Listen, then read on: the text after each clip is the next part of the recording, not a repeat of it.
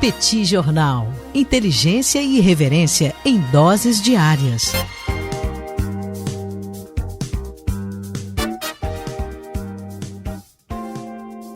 O noticiário no Brasil está tão quente, está tão confuso, que passou quase despercebido um problemaço na semana passada. Eu estou fazendo referência ao orçamento de 2021 que foi aprovado. Pois é, esse já é o primeiro problema. O ano de 2021 começou em 1º de janeiro, obviamente, e agora, na segunda quinzena de março, é que nós conseguimos aprovar o orçamento do setor público para esse ano. E esse orçamento veio cheio de problemas. O primeiro e mais grave é que houve um subdimensionamento das despesas obrigatórias, principalmente despesas com previdência. A previdência social é a maior das despesas obrigatórias.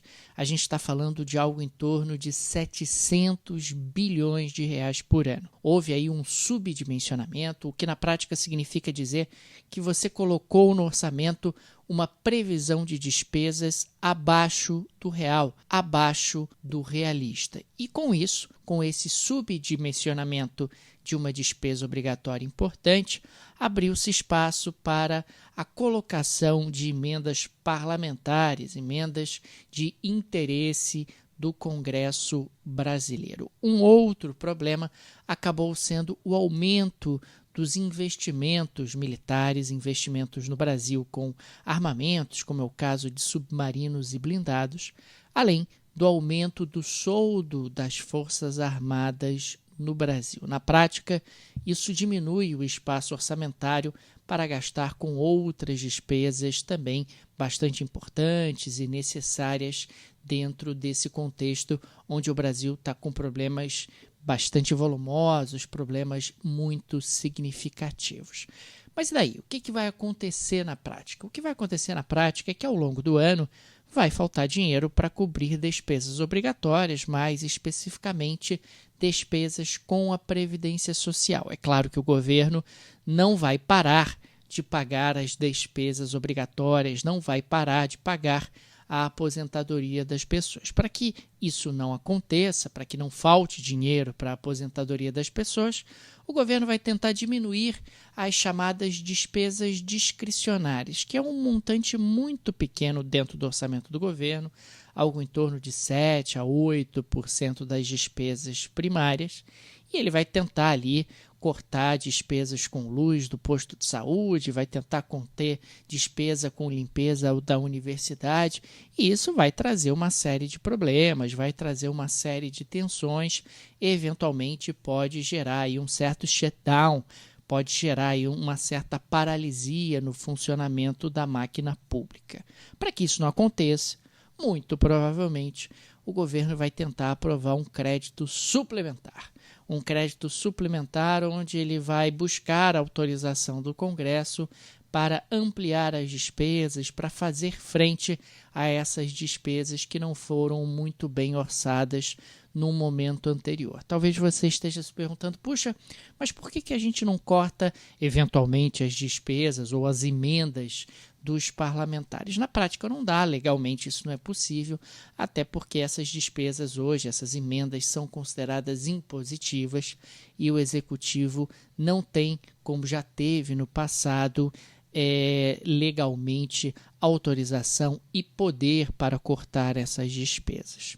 Pois é, gente, estamos falando de um Brasil que está manejando muito mal as suas contas públicas, está manejando muito mal as suas despesas governamentais e passando claramente um sinal de que não há uma preocupação com o crescimento do endividamento do governo, endividamento que atingiu no ano passado, em 2020, 90% do PIB. O Brasil é um país bastante endividado dentro do quadro dos emergentes e isso é, sem dúvida alguma, um elemento preocupante. Nós vamos continuar acompanhando aqui no Petit Jornal o desenlace dessa situação, mas não há nenhum medo em afirmar que a parte fiscal é a grande fragilidade da economia brasileira. O Brasil tem tido aí um aumento do endividamento de forma muito acelerada e isso, claro, cria um ambiente de inquietação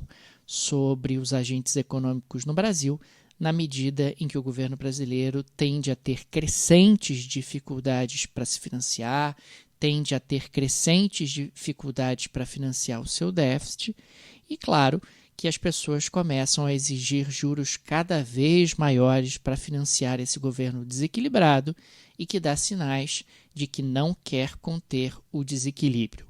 Um governo que paga juros cada vez mais altos, porque as pessoas têm cada vez mais medo de tomar um calote, acaba, na prática, impondo ao restante da economia também juros cada vez mais altos, o que trava a economia, dificulta investimentos e cria um ambiente de incerteza e de instabilidade. Pois é, gente, vamos seguir acompanhando, mas o quadro é bastante preocupante. Se você gosta do projeto do Petit Jornal, fica aqui o convite para se tornar nosso apoiador.